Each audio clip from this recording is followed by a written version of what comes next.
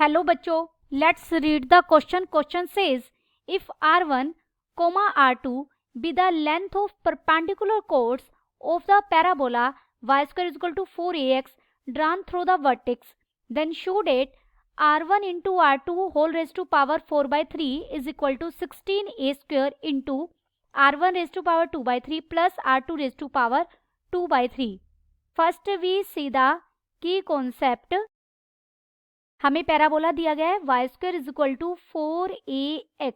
Y square is equal to 4ax. Right handed parabola होगा.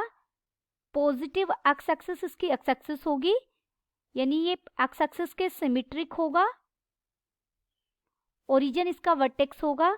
इसका focus S अगर हम उसे नाम दें तो A0 उसके कोऑर्डिनेट होंगे. एस से पास होने वाली जो एक्सिस पर परपेंडिकुलर हो, मान लीजिए ये ए बी लाइन है, ये क्या होगी? Latus rectangle.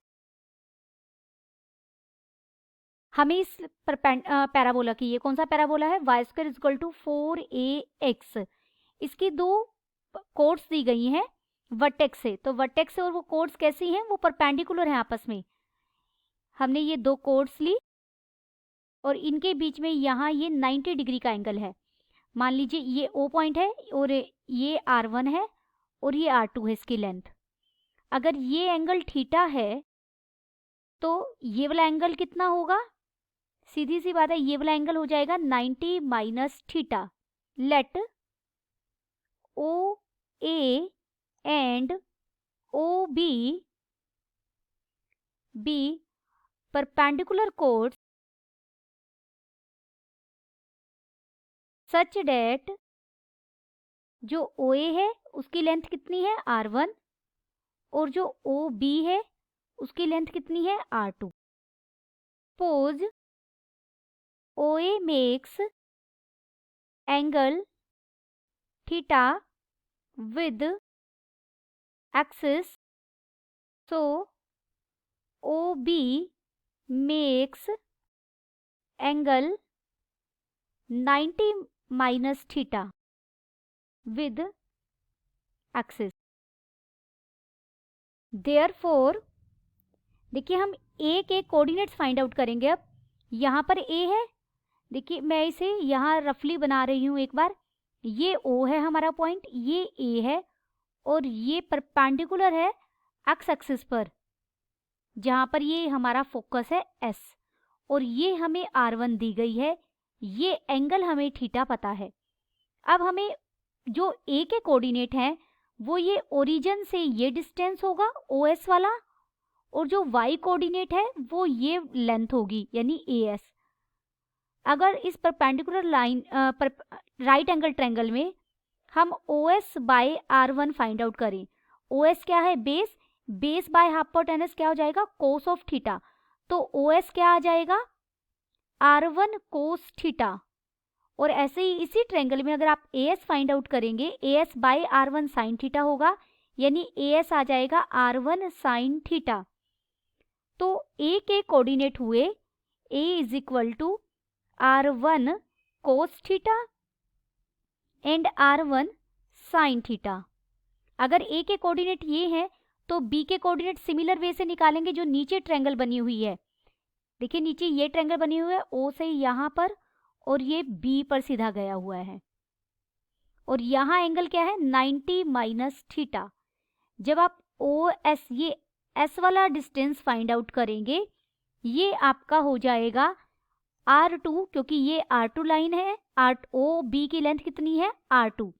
OS by R2 is equal to cos 90 minus theta. B के कोऑर्डिनेट लिखते हैं. B के कोऑर्डिनेट होंगे R2 कोस 90 माइनस थीटा और R2 sine 90 minus theta. Therefore B के कोऑर्डिनेट हमें क्या क्या मिले? R2 cos 90 minus theta sine theta के इक्वल हो जाएगा और R2 sine 90 minus theta cos theta के इक्वल हो जाएगा. देयरफॉर ये दोनों पॉइंट्स A और B पैराबोला पर भी हैं, तो डेफिनेटली पैराबोला की इक्वेशन को सेटिस्फाई करेंगे. A and B satisfies equation of parabola. Therefore A coordinate अगर रखेंगे हम, तो ए के कोऑर्डिनेट्स अगर हम पैराबोला की इक्वेशन में रखेंगे तो y की जगह रखा जाएगा r1 साइन थीटा, स्क्वायर है तो पूरे का स्क्वायर हो जाएगा y square is equal to 4a, और x की जगह रखा जाएगा r1 cos theta. This implies, यहाँ से हम r1 के लिए सोल्व करेंगे तो r1 हमें मिल जाएगा 4a cos theta divided by sine square theta. Similarly आप b के कोऑर्डिनेट रखेंगे तो हमें r2 की वैल्यू मिल जाएगी। Similarly r2 is equal to 4a sine theta divided by cos square theta. By putting coordinates of b in equation of parabola. अब जो हमें प्रूव करना है हम उसके अकॉर्डिंग वर्क करेंगे। हमें प्रूव करना है r1 into r2 whole raise to power 4/3 is equal to 16a square r1 raise to power 2/3 plus r2 raise to power 2/3।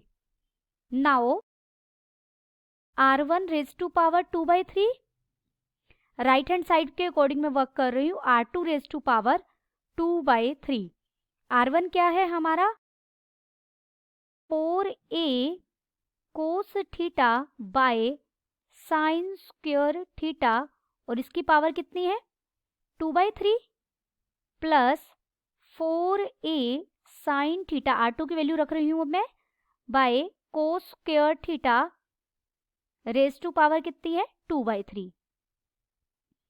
दोनों से 4a रेज टू पावर 2/3 तो बाहर कॉमन आ जाएगा, अंदर क्या बचेगा cos raise to power 2/3 theta divided by sine raise to power 4/3 theta plus sine raise to power 2/3 theta divided by cos raise to power 4/3 theta. This is equal to, ये बन जाएगा 4a whole raise to power 2/3, और अंदर हम LCM लेकर solve करेंगे तो denominator में हो जाएगा sine theta into cos theta whole raise to power 4/3, और ऊपर बन जाएगा यहाँ पर cos square theta plus sine square theta.